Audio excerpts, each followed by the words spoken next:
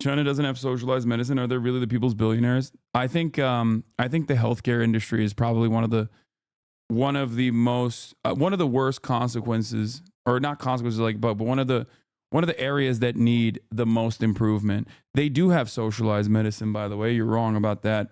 But there are significant issues with Chinese healthcare overall.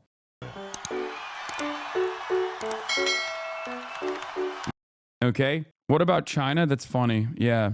I think China is a perfect example of the most, like, the people point to China as like the closest to socialism, and China is like basically Swedish social democracy at its peak. That's it. That is another testament to how hard capitalism has dominated the planet. That's a pretty bad simplification. Yes, I am oversimplifying it. The social democracy with one-party fascist dynamics? No, I don't fucking agree with that. Nice dialectic understanding. Holy shit.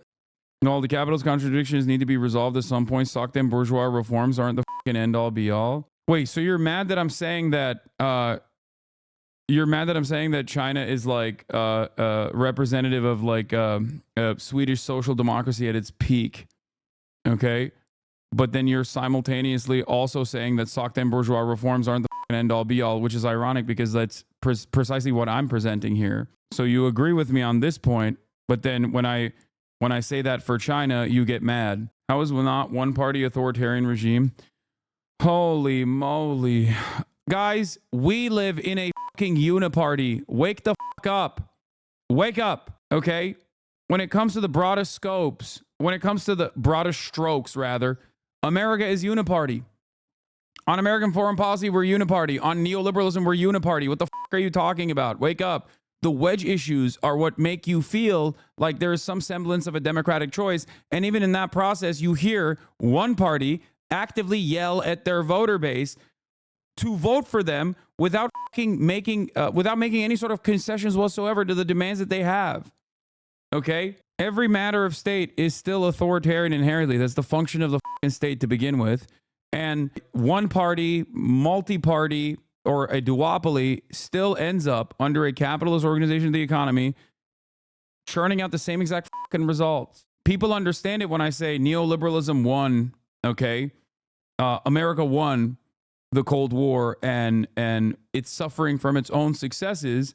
But when you move one step beyond that and talk about like American democracy and try to approach it with a little bit more theory, everyone goes, whoa, what the fuck? What are you talking about? This isn't to say that you shouldn't vote for either party. I'm not saying that. I'm not one of those people at all. Okay? I am a firm and committed advocate for voting. I love voting. I every time I vote. But I'm not American. I agree to an extent about the U.S. system, but cannot agree China is any kind of democracy, really. I don't think anybody understands the Chinese governance, Chinese form of governance. And while it is less democratic overall, certainly, than even the theoretical democracies that we have in the Western world, like people, I think that there is no voting process whatsoever. There is. In the U.S., there is basically one party, the business party. It has two factions called the Democrats and Republicans, which are somewhat different but carry out variations of the same policies. Noam Chomsky. Do people think there's no voting in China? I think they also think that like Chinese voting is similar to like Vladimir Putin or something. Like every country has a different process, right? Even in the Western world, there's different ways in which people go out and vote. There's different forms of governance, but ultimately, on the broadest level, and it sounds kind of reductive, and I guess it is kind of reductive, governments just either work at, which is what I would say is what is going on in the Western world, with some minor variation, or the corporations in China work at the behest of the government, and as long as the government is interested in, for one reason or another, uplifting people's material conditions, then the people, regardless of a overall lack of civil liberties, feel as though the government has their back and feel quite patriotic about the many significant gains that their government has made. This is the case in China, something that we've talked about before. We tend to forget that many in China and in their lived experience of the past 4 decades, each day was better than the next. Why shouldn't they feel that way? Why shouldn't they feel overall overwhelmingly positive? It's like they're having their own version of the 90s in America, you know, in terms of like global dominance. I'm Chinese, and while I'm not sure that China will eventually transition to full-blown socialism, I would say that China is easier to reforms its way into socialism compared to Western countries, since we've already won a revolution to have a communist party in charge. I know for a fact that at least our leaders have a firm grasp on dialectics. Yeah, I mean, if they apply it, whether they will apply it or not is an entirely different conversation. China doesn't have socialized medicine. Are they really the people's billionaires? I think the healthcare industry is probably one of the worst consequences, or not consequences, like, but one of the areas that need the most improvement. They do have socialized medicine, by the way. You're wrong about that, but there are significant issues with Chinese healthcare overall. Anyway, I don't know why the we're talking about China. Yeah, look, if you want to understand how shit operates in China, their zero COVID policies were unimaginably restrictive. Okay. Incredibly restrictive. What happened? They no longer have those policies. They did that. It was very effective, but it was also incredibly restrictive. And it was more so the lack of knowing exactly when you would be able to freely roam the lands, right? I think it was the lack of understanding, and feeling like you have no control over your life, and that to that degree, that was very frustrating for people. And what happened? People straight up fucking revolted, okay? And then what did the government do? They ended it.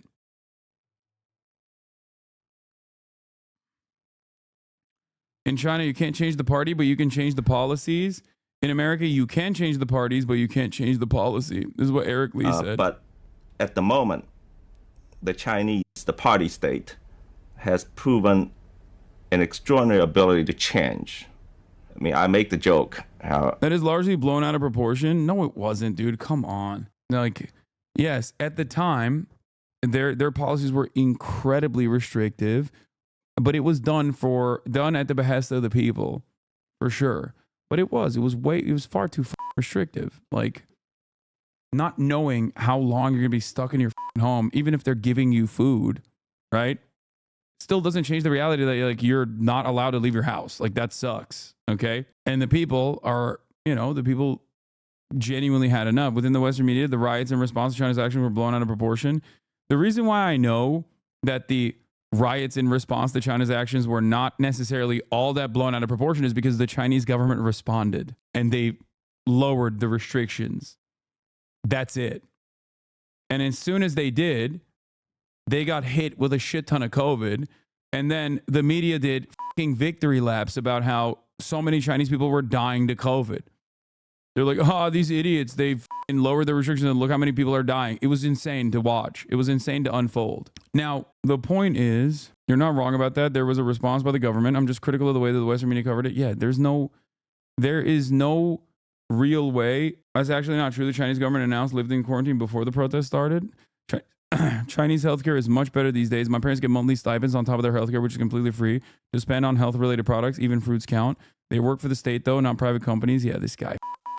Okay, CPC Andy. Yeah. I wonder why your parents got stipends, huh? All right. Anyway, not all of us are lucky. Not all of us are lucky enough to be born into a family whose parents are leading the charge of the new global hegemon. Okay. Why are China so naive? Anti-Chinese propaganda is effective precisely because there is authoritarian issues exist. Is why America is able to use democracy and human rights as a way to bully countries into neoliberalism. Yeah.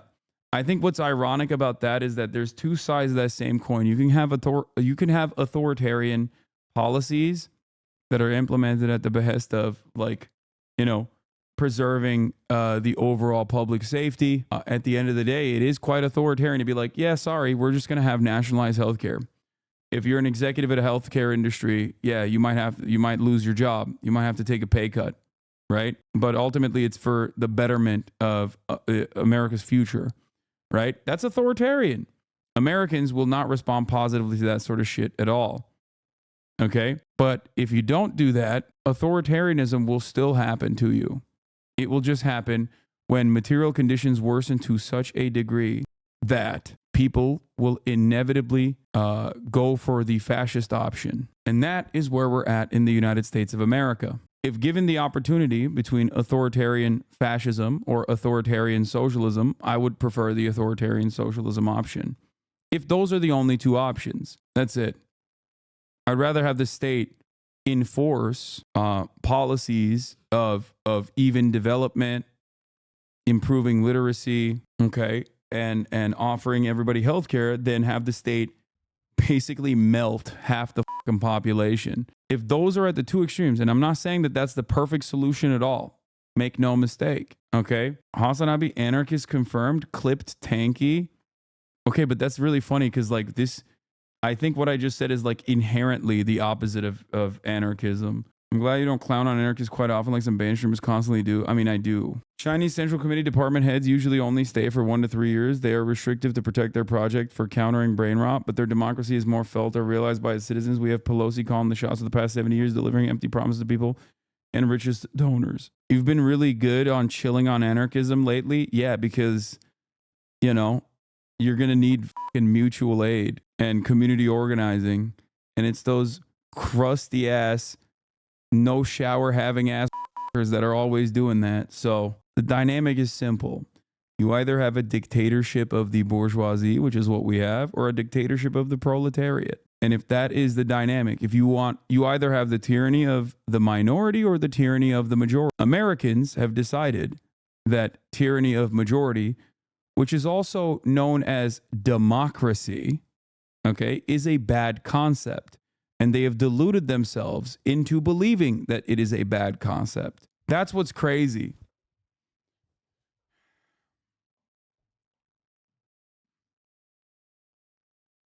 In America, you can change political parties, but you can't change the policies. In China, you cannot change the party, but you can change policies.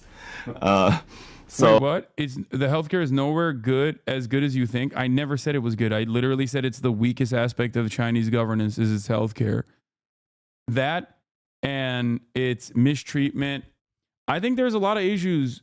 There is definitely a lot of issues with Chinese governance. Okay, I'm not a China is going to cripple and collapse tomorrow guy at all by any means, but I do believe that, you know, there are still going to be many issues with Chinese governance as well. Healthcare is, I think, one area where there are a tremendous number of problems still. I think that there was a decline in education as well, which the Chinese government immediately took action against. Your opinion on China is so bad. As long as I never listen to your opinion on China, shaking my head. Okay, sure. All right. I can never tell when I say something like that. I can never tell if that person is mad because I'm not glazing China hard enough, or that person is mad because I'm glazing China too much. You know what I mean? Because there are a lot of people, there are plenty of people who will go, dude, you're doing Adrian Zen's propaganda when you talk about Xinjiang. Okay? Those are like the MAGA hogs, but for China, that are like, you don't understand. China had to take action in the form of dragnets and implement a surveillance state on an ethnic minority that was a majority in that region because of separatist values being spread. And like they had to do re-education camps. Okay? Those are like the MAGA hogs of China. I'm a centrist in China. Okay? I'm a China centrist. They'll be like, you're xenophobic. And then I'll be like, I don't think they're doing like mass organ harvesting of the Falun Gong or whatever. And that Falun Gong is like a rabid fucking CIA-backed psychotic cult that is anti-miscegenation, and that they should never be taken seriously, no matter how many Shen Yun / Epoch Times / NTD coverage, NTD channels they have. And then people will go, dude, that's really fucked up. These guys are the brave, bold warriors that are actually taking down the authoritarian Chinese state. Its collapse is imminent tomorrow. You are such a fucking CCP backing tanky. I'm a Chinese centrist. There's some aspects of their governance that I like. Okay? And there's plenty of things that they do that I don't like. Mike Bloomberg said China isn't a dictatorship. Is he right? The Communist Party does listen to the people sometimes. Earlier this fall, Mike Bloomberg said that the Chinese president Xi Jinping is not a dictator and that he's the long-ruling Chinese Communist Party listens to the people, listens to the public. Now that the former mayor has entered a presidential contest, comments like this are coming back to haunt him. China's CCP does listen to the people as long as they aren't independent-minded. Bloomberg is right in one regard. The CCP has a big stake in learning what the Chinese public thinks and providing some of what it wants. The government encourages Chinese citizens to monitor local officials, file complaints. Yeah, this part, for the record, this shit is pretty crazy. They have, like, dare I say, almost a technocratic approach that is, like, very meritocratic in terms of, like, polling all of the fucking local officials regularly. Oh, you didn't fix the pothole? Okay, you're out. But at the top level, obviously, there's still, dare I say, strong leadership. In a recent book on Chinese governance, my co-authors and I document how these limited forms of public engagement can help reduce corruption and improve compliance with regulations. Other studies confirm, even this has like a weird tint, like they're making it sound like it's snitching. No, it's like, hey, listen, you got a fucking local, you got a local official, you ask for, I don't know, a pothole to be fixed on the road. They don't fix it for months. They're out. That's it. It's not called snitching. It's called good governance, for the record. This is one aspect of Chinese governance that I 100% agree with and should be and would love for it to be implemented in America. Can you imagine having an immediate response? Can you fucking imagine having a goddamn immediate response to your local official fucking you over? Okay? Other studies confirm that the Chinese government desires some measure of civil society and is surprisingly receptive to public input. Even well-intentioned criticism. In return, an abundance of research demonstrates that the CCP continues to enjoy broad support and legitimacy among the Chinese public. Yeah, never tell Americans that, like, the Chinese people's perspective is broadly infinitely more popular than the Americans' perspective is on their government. It's like LeBron numbers, Lamau. At the same time, the CCP is uncomfortable with having the Chinese people think, feel, or act for themselves. Pervasive government censorship and targeted repressions are symptoms of the leadership's deep-seated insecurity. Naturally, it is harder for the regime to engage and understand the public if it limits what the public can say. I think they're a little bit heavy-handed, but I do agree with this to a certain degree. But Beijing is far better at figuring out what the Chinese people are saying and thinking. In a current book manuscript, I show how Chinese technology helps the government see and understand what the Chinese public wants in a controlled manner. While the system underpinning this technology is dystopian, it helps the regime harness and optimize competing public interests when making policy. This capacity to listen, process, and respond is perhaps what Bloomberg is alluding to. The Chinese public, for instance, wants cleaner air without compromising economic opportunity. The CCP and its leader are working to make that happen, even if it means blowing up dirty factories and relocating entire communities.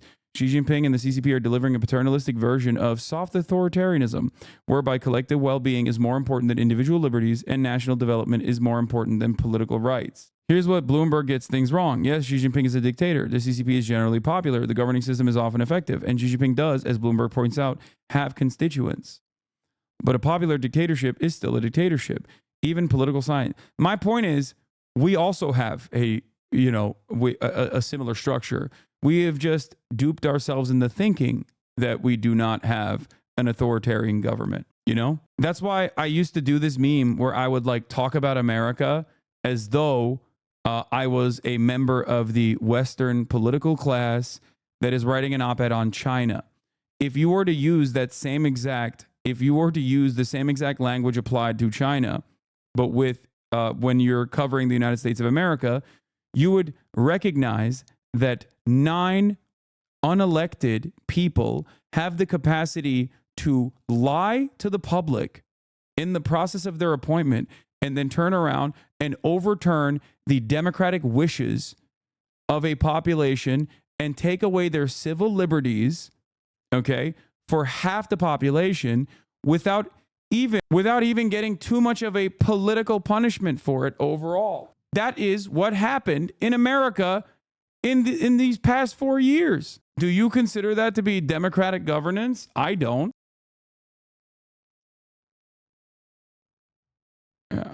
This is sick. I wonder why they stopped this. How we would cover James Comey's firing if it happened in another country. How we would cover the Supreme Court nomination fight if it happened in another country. How would the U.S. cover the State of the Union if it happened in another country? I wish they would. Dude, I want to do this. I want to bring it back. If it happened there, key test for liberal opposition in legislative elections.